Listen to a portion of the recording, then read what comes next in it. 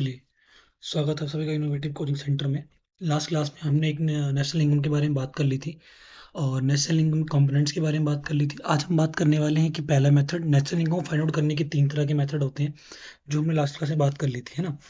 तो हमने बात करी थी कि नेशनल इनकम फाइंड आउट करने के 3 मेथड होते हैं। पहला मेथड आपका आता है, को बोलो इनकम मेथड।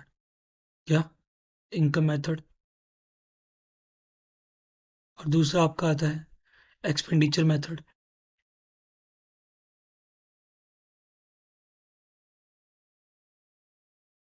और तीसरा आपका आता है प्रोडक्शन मेथड। Production method. तो बेसिकली 3 तरह के मेथड होते हैं जिनके भी हम नेशनल इनकम फाइंड आउट करते हैं, है ना? ये तीनों मेथड बहुत ईजी हैं, ठीक है, घबराने की बिल्कुल ज़रूरत नहीं है। इसमें कुछ कंपोनेंट्स आते हैं, पहले वो कंपोनेंट से पकड़ होनी बहुत ज़रूरी है और फिर कन्वर्ट करना आना चाहिए। तो मैंने आपको कन्वर्ट करना सिखा दिया है। आज हम बात कर लेंगे इनके कंपोनेंट्स के बारे में। तो हमारा जो पहला स्टार्ट करेंगे वो हमारा होगा इनकम मेथड। आज हम इनकम मेथड के बारे में बात करने वाले हैं कि इनकम मेथड में क्या क्या कंपोनेंट्स आते हैं, हम कैसे फाइंड आउट करेंगे। मैं आपको यहाँ पर एक आध क्वेश्चन भी करा के दिखाऊंगा ताकि आपको समझ में आ जाए। फिर भी अगर आपको कोई दिक्कत होती है तो आप मुझसे कमेंट करके पूछ सकते हो, या फिर मैं आपके लिए पर्सनली एक वीडियो बना दूंगा अगर आपको कोई दिक्कत होगी तो। बस में आगे बात। बाकी मैं आपको इस लिंक में कुछ क्वेश्चंस की पीडीएफ भी दे दूंगा ताकि आप घर में प्रैक्टिस करते हो। वैसे टीआरजी ने बहुत सारी क्वेश्चन प्रैक्टिस के लिए दे रखी हैं, अगर आप चाहो तो वहाँ से भी कर सकते हो। कोई क्वेश्चन में नहीं आता है तो आप हमारे टेलीग्राम चैनल पर अपनी फोटो खींचकर आप डाल सकते हो, मैं वहाँ पर आंसर बता दूंगा आपको, ठीक है? चलिए, तो आज हम बात करेंगे सबसे पहले इनकम मेथड। क्या बात करने वाले हैं? Income method. चलिए, तो यहाँ पर हम पहले डालेंगे इनकम मेथड, ठीक है। अब इनकम मेथड में भी कुछ कंपोनेंट्स आती हैं, ठीक है। तो इनकम इनकम मेथड में बेसिकली 3 तरह की कंपोनेंट्स होंगी, जो मैं लिखवा देता हूँ आपको। इसको आप कॉपी में लिख लेना, ये बहुत ज़रूरी है, इसके बिना आप कोई क्वेश्चन कर ही नहीं पाओगे, ठीक है। तो पहले में आपका आता है composition of employees. Composition of employees. दूसरे में आपका आता है ऑपरेटिंग सरप्लस।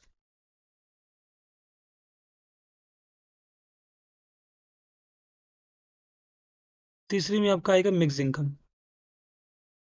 मिक्स्ड इनकम, ठीक है बेटा। मिक्स इनकम को हिंदी में कहते हैं मिश्रित आय। मिश्रित आय, ठीक है। इसको बोलेंगे पर्चनल अधिशेष। पर्चनल अधिशेष। इसको बोलेंगे कर्मचारियों का पारिश्रमिक। कर्मचारियों का पारिश्रमिक, ठीक है, समझाता हूँ। अब देखो, इसमें बेसिकली 3 तरह के कंपोनेंट्स होती है, इसके भी सब सब पॉइंट्स होते हैं, भी हम बात करने वाले। कंपनसेशन एम्प्लॉइज का मतलब होता है कि अगर कोई व्यक्ति आपके लिए कुछ काम कर रहा है तो आप उसको किस किस रूप में पे आउट करोगे, किस किस रूप में पैसा दोगे। समझ में आ गई बात? तो ये क्या हो जाएगा, कंपनसेशन एम्प्लॉइज। अगला आता है ऑपरेटिंग सरप्लस और अगला आता है आपका मिक्स इनकम। तो बेसिकली हम पहले इसके बारे में बात करते हैं कि कंपनसेशन एम्प्लॉइज में आप किन किन रूप में उसको पेमेंट करोगे। तो पहली आपकी आती है वेजेस एंड सैलरी। क्या होगी? Wages and salary. अगर आपके लिए कोई कुछ काम कर रहा है तो आप उसे किस किस रूप में पैसा दोगे। तो पहला क्या है आपका वेज एंड सैलरी, इसको बोलेंगे मजदूरी तथा वेतन। क्या बोलेंगे? मजदूरी तथा वेतन। बस में आगे बात। दूसरा आपको जो आएगा उसको आप बोल लो पेंशन। अब ये पेंशन कौन सी होती है? जॉब पेंशन होगी, ध्यान रखना, ठीक है। मैंने आपको बताया था कि नेशनल इनकम में कौन कौन सी इनकम इंक्लूड होगी और कौन कौन सी इनकम इंक्लूड नहीं होगी, ध्यान रखना, ठीक है। जिसके लिए आप कुछ काम करोगे केवल वही इनकम नेशनल इनकम में काउंट होगी, अदरवाइज नहीं। तो पेंशन मतलब जॉब पेंशन, जब आपने इतनी सारी सर्विस दी है तो उसके बदले आपको कुछ पे आउट मिलेगा, वो पेंशन के रूप में, वो नेशनल इनकम में काउंट होगा क्योंकि वो आपकी सैलरी से कटा हुआ, ठीक है, पेंशन। अगला जो काइंड ऑफ पेमेंट, अभी समझाते पहले लिख लो। काइंड ऑफ पेमेंट, ठीक है। फोर्थ आ जाओ, social security bye, security by employer. Employees नहीं, एम्प्लॉयर, ध्यान रखना, ये बहुत क्वेश्चन आता है, दिक्कत हो जाएगी आपको, ठीक है। देखो यहाँ पर, यानी इसको बोल दो किस्म के रूप में भुगतान। काइंड ऑफ पेमेंट को किस्म के रूप में भुगतान, रूप में भुगतान। और इसको बोलोगे सामाजिक सुरक्षा नियोजकों द्वारा, लिख लो। नियोजकों द्वारा सामाजिक सुरक्षा अनुसंधान, सामाजिक सुरक्षा अनुसंधान। अब देखो यहाँ पर, तो कंपनसेशन एम्प्लॉइज बेसिकली चार कंपोनेंट्स आते हैं। पहला आपका आता है वेज एंड सैलरी। अगर मान लेते हैं कि कोई व्यक्ति आपके यहाँ पास काम कर रहा है, या तो आप उसको मंथली सैलरी दे दो, या तो आप उसको मंथली सैलरी दो, या फिर आप उसको पर दिहाड़ी दो, पर डे का खर्चा दे दो, उसको बोलेंगे वेजेस। और अगर आप मंथली दे तो उसको क्या बोलेंगे, हम सैलरी बोलेंगे, ठीक है। अगला आता है पेंशन। पेंशन मतलब अगर आप कहीं काम कर रहे हैं, जॉब कर रहे हैं, तो उसके बदले आपको पेंशन मिलेगी, तो पेंशन भी इसमें काउंट होती है। अगला आता है काइंड ऑफ पेमेंट। अगर किसी व्यक्ति ने आपके लिए कुछ काम किया है, अगर आप उसको पैसा नहीं देना चाहते तो कोई चीज़ दे दो। फॉर एग्जाम्पल जैसे मान लेते हैं कि गाँव में क्या होती है, जब खेती में गेहूं वीट की मान लो खेती रखी है, जैसे कटाई का सीजन आता है, तो बाहर से मजदूरी बुलाए जाते हैं, किस लिए, कि उसको काटने के लिए, गेहूं को काटने के लिए। कभी कभी ऐसा भी होता है, हालांकि ये रूरल एरियाज में ज़्यादातर देखने को मिलेगा, कभी कभी ऐसा होता है कि अगर वो मान लो पैसे नहीं देते तो कहते हैं कि भैया आप 20 किलो या 30 किलो अनाज ले लो। पास में आगे बात, तो वो क्या हो गया, उनका भी वेजेस हो गया। या तो आप पैसा दे दो, या तो किसी चीज़ के रूप में उसका भुगतान कर दो। बात में आ गया वहाँ तक, ठीक है। अगला आता है सोशल सिक्योरिटी बाय एम्प्लॉयड। अगर आप कोई व्यक्ति कुछ काम कर रहा है आपके लिए, तो आप उसको जैसे मेडिकल ट्रीटमेंट, पीएफ काउंट, सब चीज़ दे सकते हो ना। तो ये सब भी उसका सिक्योरिटीज होती है, ठीक है। आपको इतना इसमें घबराने की जरूरत नहीं है, बहुत ईजी क्वेश्चन है। देखो, अगर आपने कन्वर्ट करना देख रखा है, लास्ट पिछली वीडियोस में देख रखी है, तो आप आसानी से इस क्वेश्चन कर लोगे। समझ में आ गई बात। चलिए आते हैं ऑपरेटिंग सरप्लस।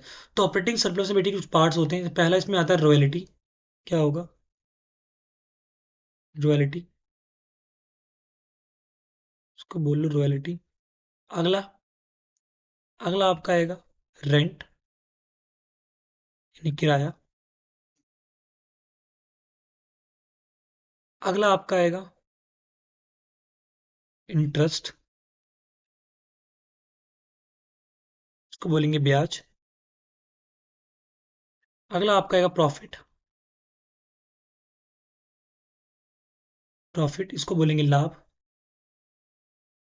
ये स्ट्रक्चर बना लेना। अगर स्ट्रक्चर आपने नहीं बनाया, तो मैं कह रहा हूँ आप कोई भी क्वेश्चन नहीं कर पाओगे, ये मेरी गारंटी है।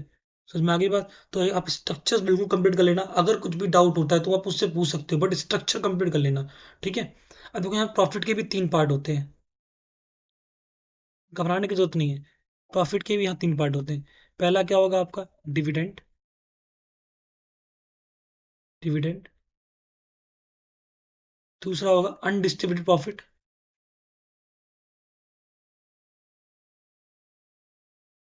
Undistributed profit. अगला आ जाएगा कॉपरेटिव टैक्स, कॉपरेटिव टैक्स, इसको हिंदी में बोलते हैं लाभांश। ये होगा अतिरिक्त लाभ।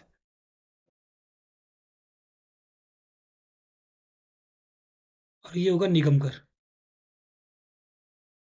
निगम कर, ठीक है। अब यहाँ पर देखो, ये पूरा स्ट्रक्चर है इनकम मेथड का। डिविडेंड मतलब क्या होता है कि मान लेते हैं आपने कोई कंपनी शुरू करी है और उसमें आपके चार पार्टीशन थे।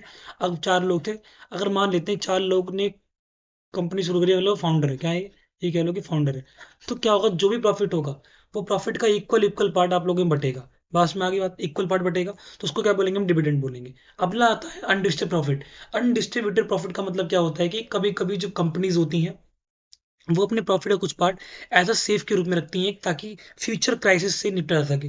बाद में आगे उसको बोलेंगे अनडिस्ट्रीब्यूटेड प्रॉफिट या अतिरिक्त लाभ, जिसको खर्च नहीं किया जा सकता, वो सेफ के लिए रखते हैं, ताकि फ्यूचर में आने वाली कोई क्राइसिस, रिसेशन, इनसे वो निपट सके। उसको हम क्या बोलेंगे, अनडिस्ट्रीब्यूटेड प्रॉफिट। अगला वो कॉर्पोरेट टैक्स। आपको अपनी इनकम का थोड़ा सा पार्ट एज अ टैक्स के फॉर्म में किसको देना होता है, गवर्नमेंट को देना होता है। बाद में आगे उसको हम क्या बोलेंगे, कॉर्पोरेटिव टैक्स, इसको हिंदी में बोलते हैं निगम कर। क्या बोलेंगे, निगम कर। बस ये इतना स्ट्रक्चर है, लेकिन ध्यान रखना, जब किसी क्वेश्चन में आपको कंपनसेशन एम्प्लॉइज डायरेक्टली दे रखा है, तो आपको ये सारे पार्ट्स ऐड करने की जरूरत नहीं है, ठीक है। ऐसे सेम यहाँ पर अगर ऑपरेटिंग सरप्लस दे रखा है, तो आपको ये सारे पार्ट ऐड करने की जरूरत नहीं है। अगर मिक्स्ड इनकम दे रखा है, तो सिंपल ये मिशन तो एक ही है। लेकिन अगर मान लो ऑपरेटिंग सरप्लस नहीं है, उसमें आपको रॉयल्टी दे रखी है, इंटरेस्ट दे रखा है, रेंट दे रखा है, प्रॉफिट दे रखा है, ये सारी चीज दे रखी है, तो आपको चारों ऐड करना पड़ेगा। लेकिन एक क्वेश्चन यहाँ पर और भी आता है कि आपको रॉयल्टी दे रखा होगा, रेंट दे रखा होगा, इंटरेस्ट दे रखा होगा, लेकिन प्रॉफिट नहीं होगा। तब क्या करोगे आप, तब इन तीनों को आप ऐड करोगे। बस में आगे बात, कोई दिक्कत है, कोई दिक्कत है, नहीं ना। चलिए आगे। ऐसे इसमें भी करना है। अगर आपको कंपल्सन एम्प्लॉइज नहीं दे रखा तो आपको चारों कंपोनेंट ऐड करने पड़ेंगे, या फिर जो क्वेश्चन दे रखा आप उसको ऐड करोगे। लेकिन इतना ध्यान रखना कि जब किसी क्वेश्चन में कंपल्सन एम्प्लॉइज या ऑपरेटिंग सर पर डायरेक्टली दे रखे हो तो आपको कुछ और ऐड करने की जरूरत नहीं है। ठीक है बेटा, क्लियर है यहाँ तक? अब देखो, जब आप इन सब चीजों को ऐड करोगे, इसको इसको शॉर्टकट में लिख लेना। इनकम मेथड में C plus O plus M. C का मतलब कंपल्सेशन एम्प्लॉइज, ओ का मतलब ऑपरेटिंग सर प्लस एम का मतलब मिक्स इनकम। ठीक है, तो यहाँ पर जब भी आप इन तीनों को ऐड करोगे तो कहाँ निकलते हो आप? एनडीपी पे कहाँ निकलोगे? एनडीपी मैंने कराया था, क्या होता है? कराया था ना? इसको क्या बोलेंगे? Net domestic product product at factor cost. निवल घरेलू उत्पाद। ठीक है, इस पे आप निकलोगे। बस में आ गया तो कोई दिक्कत है? या निवल घरेलू आई लिख लो, उत्पाद लिख लो, आपकी मर्जी है। क्लियर बेटा? तो हम यहाँ पे निकलेंगे, कोई दिक्कत यहाँ तक? पक्का? किसी को भी कोई डाउट है तो आप मुझसे पूछ सकते हो, वरना आप ये जो मैंने स्ट्रक्चर लिखवाए हैं इसको आप लिख लो, ये बहुत इंपॉर्टेंट है, वरना ये भी क्वेश्चन नहीं कर पाओगे। ठीक है, चलिए आगे। तो इसके बेस पे क्वेश्चन करते हैं ताकि आपको चीज़ समझ में आ जाए। अगर आपने कन्वर्ट वाली वीडियो नहीं देखी है तो पहले जाके आप कन्वर्ट करने वाली वीडियो देखना, उसके बाद ही आप यहाँ कर पाओगे। ठीक है, चलिए। जैसे एक आपका एक क्वेश्चन है, मैंने फिलहाल टी अर्जन से लिया है, बहुत एग्जाम्पल है, इजी एग्जाम्पल है, ताकि आपको आसानी से समझ में आ जाए। ठीक है, लेकिन इससे पहले एक चीज ध्यान रखना, मैंने आपको बताया था जी एन वाला, डी एन और P P no change, F C और एम पी। मैंने बताया था एफ सी से एम पी जाओगे तो प्लस का एनआईटी, इससे से जाओगे तो माइनस का एनआईटी। नहीं करा होगा तो बेटा आपको समझ में नहीं आने वाला। डी से एन पे जाओगे तो प्लस का निफिया, एन से डी पे जाओगे तो माइनस का निफिया, जी से एन पे जाओगे तो प्लस का डैप, सॉरी, जी से एन पे तो माइनस का डैप, और एन से डी पे जाओगे तो प्लस का डैप। जी सॉरी। तो ये आपका एक थोड़ा सा मेथड था। अब चलते हैं आगे। तो मैंने कहा कि भैया क्वेश्चन क्या कहता है, given the following data and using the income method. 2 minute रुकिए, मैं कलर चेंज ताकि समझ में आ जाए। गिविंग द फॉलोइंग डाटा लिखा हुआ है इसमें, ध्यान रखना। 2 मिनट, कलर चेंज नहीं हुआ, जस्ट वेट। चलिए, इसमें क्या लिखा? Giving the following data using the income method, calculate the net domestic income. तो हमें क्या निकालना है? नेट डोमेस्टिक इनकम, यानी कि एनडीपी निकालना है। वो तो निकलेंगे ही, जाहिर सी इनकम है तो एफसी। पहला हमें ये निकालना है, जाहिर सी बात। सबसे पहले आप कुछ भी क्वेश्चन में बोल रखो, डजंट मैटर। सबसे पहले क्या करोगे? मैंने क्या बोला? इन तीनों को ऐड करने पे हम कहाँ निकल रहे हैं? एनडीपीएफ। सबसे पहले आप एनडीपीएफ से निकालोगे, फिर क्वेश्चन में जो बोला होगा वहां कन्वर्ट करोगे। बस में आगे बात, इसलिए कन्वर्ट का काम आता है। चलिए आगे। तो पहला में क्या निकालना है? एनडीपीएफ से निकालना है। दूसरा क्या निकालना है? जीडीपी। जीडीपी एफ से निकालना है इनकम। आपके मन में ये आ रहा हो कि भैया यहाँ पर इनकम हमें क्या चलेगा कि मार्केट प्राइस पे कब निकालना है? देखो, जब कभी भी मार्केट प्राइस से बोला होगा तो ऑलरेडी उस क्वेश्चन में बोल रखा होगा कि net domestic product at market price find out करिए। अभी दिखाता हूँ। सी देखिए, इसमें क्या लिखा है? Net national income. तो यानी हमें तीसरा क्या निकालना है? एनएनपी। और चौथा क्या? देखो क्या बोलते हैं ना यहाँ पे, net net national product market price, बोलते हैं मार्केट प्राइस। तो जब भी उसे किसी क्वेश्चन के अंतर्गत मार्केट प्राइस के ऊपर आंसर क्वेश्चन पूछना होगा तो उसे डायरेक्टली वो बोलेगा कि मार्केट प्राइस पे फाइंड आउट करिए। तो हमें फोर्थ क्या निकालना है? N N P M P निकालनी है, यानी हमें चार चीजें निकालनी है यहाँ पर। ठीक है बेटा, तो सबसे पहले हम कहाँ निकलेंगे? एनडीपीएफ से निकालेंगे, उसके बाद कन्वर्ट करेंगे। तो चलिए शुरू करते हैं। यहाँ पे आइए, एनडीपीएफ क्या था हमारा? C plus O plus M, यही था हमारा। चलिए, सी का मतलब क्या होता है? Compensation of employees. चेक करो, इस पूरे इंडेक्स में कहीं भी कंपनसेशन एम्प्लॉइज दे रखा है? दे रखा है। देखो फ्री वाला 7 कितना दे रखा है? 24,000। तो यहाँ पर आप क्या करोगे? 24,000 प्लस ओ का मतलब क्या? देखो, कंपनसेशन एम्प्लॉय डायरेक्टली दे रखा है तो हमें कुछ और करने की जरूरत नहीं है। ओ का मतलब ऑपरेटिंग सर प्लस चेकआउट 10 दे रखा है यहाँ पर, तो यहाँ पर कितना करोगे? 10,000 प्लस मिक्स इनकम कितना दे रखा है? Mix income 28,000। कितना? 28,000। इनको प्लस करो, 24,000, तो आपका आंसर आ जाएगा 62,000। कितना आ जाएगा आपका आंसर? 62,000। लेकिन ये मेरा क्या निकला? एनडीपीएफसी। मैंने आपको आंसर यहाँ पर अटैच कर रखे ताकि वो समझ में आ जाए कि हाँ आंसर वही है, वरना मैं तो कुछ भी निकाल दूंगा। आपको कैसे ट्रस्ट होगा कि आंसर वही आया? देखो यहाँ पे कितना है? 62,000 आ गया। चेकआउट यहाँ पे देखो 62,000 दे रखा है, दिख रहा है 62,000। चलिए अब हमें क्या निकालना है अगला? कुछ भी निकाल दो आप, चाहे एनपी निकाल लो, कुछ भी निकालो, डजेंट मैटर। चलिए अब हमारा जीडीपीएफसी, चलो आप ये निकाल लो, एनएनपीएफसी निकाल लेते हैं। ठीक है, दूसरा। चलिए, एनएनपीएफसी एफसी इक्वल टू में कर देंगे एनडीपी एफसी। बस समझ गया? सेम, एन से कुछ नहीं होगा। डी से एन बनाने के लिए क्या होता है? प्लस का नीफिया।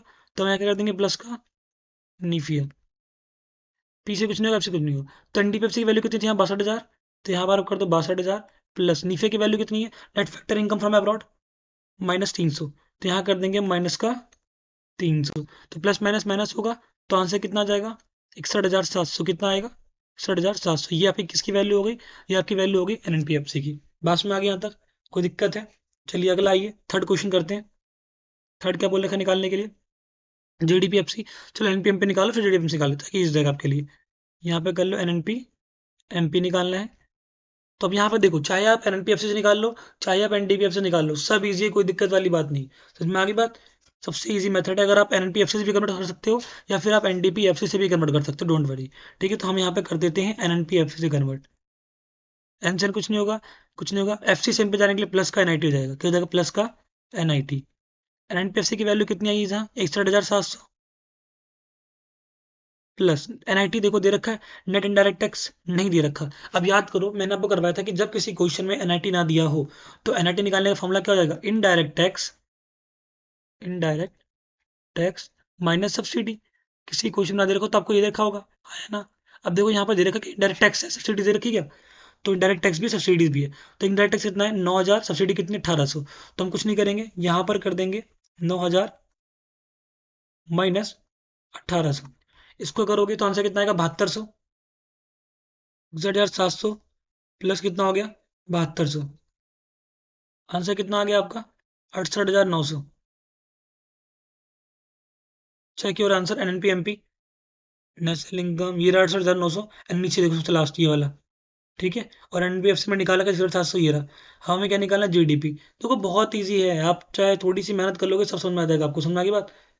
चलिए, हमें क्या निकालना है जीडीपी एफ सी निकालनी है, तो यहाँ पर रख दो GDP F C equal to, अब चाहे किससे कन्वर्ट कर लो, हम चलो कन्वर्ट कर लेते हैं एनडीपी एफ सी से, किसी से कन्वर्ट कर सकते हो आप, कोई दिक्कत, जिसकी वैल्यू आपके पास आ गई किसी से कन्वर्ट कर लो।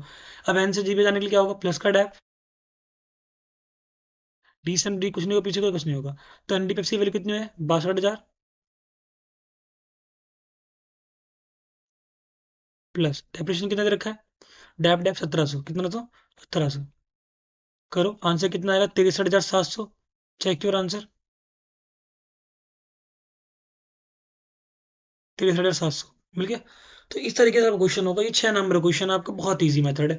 देखो मैं पहले कह रहा हूँ, अगर कन्वर्ट करना आपको नहीं आता है तो आप मेरी लास्ट वाली वीडियो आगे देख लेना। कन्वर्ट करना बहुत इंपॉर्टेंट है, कन्वर्ट करना सीख लिया, फिर मैंने जो स्ट्रक्चर लिखवाए ये वाले इनकम मेथड के, ये आप अपने कॉपी में नोट डाउन कर लो, उसके बाद आप क्वेश्चन करना शुरू करो। समझ में आ गई बात? मेरी गारंटी है सब कुछ समझ में आ जाएगा बहुत ईजी तरीके से। क्लियर यहाँ तक? कोई दिक्कत है? चलिए, तो ये आप आपको कहोगे भी इसमें डायरेक्टली क्वेश्चन दे रखे हैं, कोई ऐसा क्वेश्चन लेकर आइए जिसमें कंपल्सन प्राइस ना दे रखा हो, उसके अंदर के पार्ट दे रखे हो, है ना? तो चलिए फिर एक क्वेश्चन और कर लेते हैं, जैसे ये आपका अलग क्वेश्चन है, ठीक है, इसमें कोई भी चीज़ हमें डायरेक्टली नहीं दे रखी है, तो इस क्वेश्चन कैसे करेंगे हम? चलिए, तो हमें पता है कि सबसे पहले हमें क्या निकालना है, तो यहाँ पे डोमेस्टिक इनकम दे रखा है, डाइट सी बात है, एनडीपीएफसी इसको डोमेस्टिक इनकम भी कहते हैं, तो हम पहले एनडीपीएफसी निकालेंगे। मैंने कहा कुछ भी क्वेश्चन में दे रखा हो, सबसे पहले क्या निकलेगा, इनकम मेथड से एनडीपीएफसी निकलेगा, उसके बाद जो क्वेश्चन बोला है वहाँ पे कन्वर्ट हो जाना है।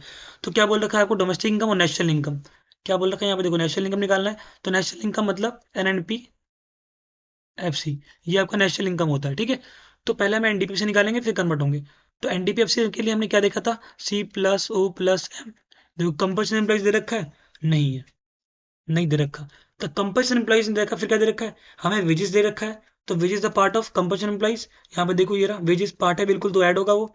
ठीक है, अगला क्या है, अगला देखो पहले कंपल्सन वाले, देखो सोशल सिक्योरिटी कंट्रीब्यूशन बिल्कुल ऐड होगा ये। तो यहाँ पर दो चीजें हमें दे रखी हैं, भैया मैंने बताया ना सोशल, देखो ये रहा फोर्थ वाला पार्ट। ठीक है, तो हमें दोनों चीज ऐड करनी, तो पहला क्या ऐड करेंगे 10,000, यहाँ पे आप करो 10,000 प्लस सोशल सिक्योरिटी भाई कितना 400, तो यहाँ आप कर लो 400 प्लस। तो पहला खत्म, आ जाओ ऑपरेटिंग सरप्लस पे। ऑपरेटिंग सरप्लस क्या क्या चीजें आती हैं,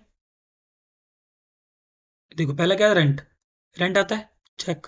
यहाँ पे देखो रेंट है, इंटरेस्ट है, रॉयल्टी है, प्रॉफिट है। प्रॉफिट ना देखो 3 पार्ट होते हैं, ठीक है।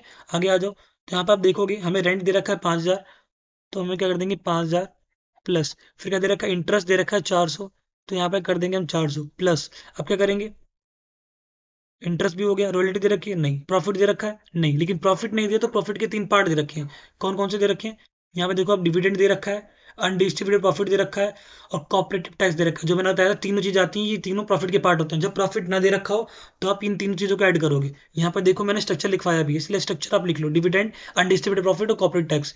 जब किसी केस में आपके पास प्रॉफिट ना हो तो आपको तीनों चीज़ें दी रखी होंगी, ठीक है, तो आपको तीनों चीज़ें ऐड करनी होंगी। Is that clear? चलिए, तब देखो यहाँ पर डिविडेंड कितना है 3000, तो हम कर देंगे यहाँ पर 3000 प्लस अनडिस्ट्रीब्यूटेड प्रॉफिट कितना है हमारा 200, तो हम करेंगे 200।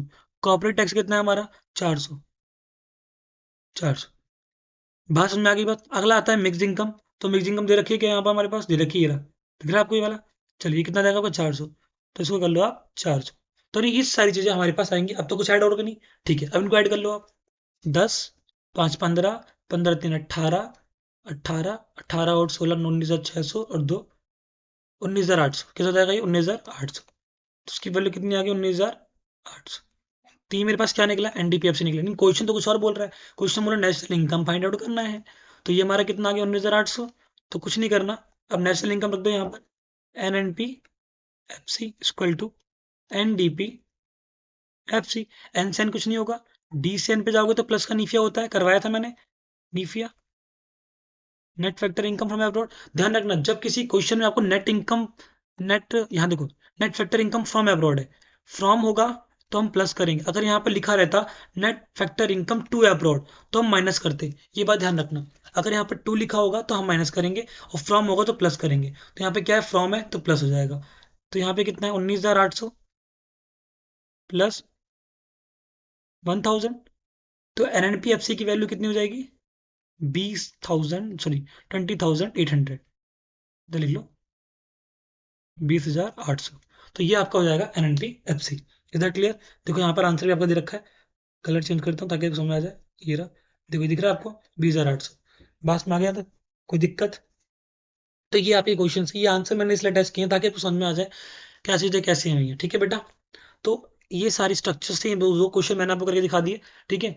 अगर आपको कुछ और भी क्वेश्चन लगते हैं तो आप मुझे क्वेश्चन पोस्ट कर देना, क्या नाम है, इंस्टाग्राम पे या फिर क्या टेलीग्राम पे, तो मैं उसके ऊपर भी वीडियो डाल दूंगा, ठीक है, ताकि आपको समझ में आ जाएगी। कुछ भी अगर दिक्कत होती है तो आप मुझसे पूछ सकते हो, ठीक है बेटा? बहुत ईजी है, घबराने की बिल्कुल भी जरूरत नहीं है। जिस तरीके से मैंने मेथड बताया है उस तरीके से करना, ठीक है बेटा? इतना याद रखना कि इनकम मेथड में जो भी कंपोनेंट्स होंगे, तो बेसिकली कौन कौन से कंपोनेंट्स है? सी ओ एम, इनको ऐड करोगे तो कहाँ निकलोगे? एनडीपीएफसी। क्वेश्चन में कुछ भी बोल रखा हो इनकम मेथड से नेशनल इनकम फाइंड आउट करिए, जीएनपी फाइंड आउट करिए, जीडीपी करिए, डजंट मैटर, सबसे पहले आप निकालोगे क्या? एनडीपीएफसी, क्योंकि डाटा तो यही रखे होंगे। और जब भी आप डाटा को ऐड करोगे तो कहाँ निकलोगे? एनडीपीएफसी पे। उसके बाद इससे कन्वर्ट हो जाना, और कन्वर्ट करने वाली मैं लास्ट ईयर में बता रखी है, जो मेरी लास्ट वीडियोज है आप उसमें जाके देखना, मैंने उसमें कन्वर्ट करने के लिए सिखा रखा है, ठीक है बेटा? चलिए, तो यहाँ तक क्लियर है? बाकी अगर आपको कुछ और डाउट होता है, क्योंकि देखो अभी ये खत्म नहीं हुआ है, अभी इसकी मिसिंग वैल्यूज भी हैं, इसमें आपको किसी एक की वैल्यू नहीं दे रखी। जैसे मैंने पढ़ा कि C plus O plus M पढ़ा है ना, तो कभी क्या होगा कि एम की वैल्यू नहीं होगी, वो निकालनी पड़ेगी, तो मिसिंग वैल्यूज है, तो हम वो करेंगे नेक्स्ट क्लास में, ठीक है बेटा? अगर इसमें कुछ डाउट होती है तो यू कैन आस्क, ठीक है? बाकी मैं नेक्स्ट क्लास में एक आध वीडियोस और भी लेकर आ जाऊंगा जिसमें क्वेश्चन होंगे, तो वो 1 घंटे की सीरीज होगी, कम से कम 1 डेढ़ घंटे की, उसमें आपको बहुत सारे क्वेश्चन कंप्लीट कराऊंगा, ठीक है बेटा? कोई दिक्कत? अगर जैसे पढ़ा रहा हूँ, अगर आप ऐसे पढ़ लोगे तो गारंटी है कि नेक्स्ट में कोई दिक्कत नहीं आने वाली है, ठीक है? न्यूमेरिकल तो खासकर दिक्कत नहीं आने वाली है, ठीक है बेटा? चलिए मिलते हैं नेक्स्ट क्लास में।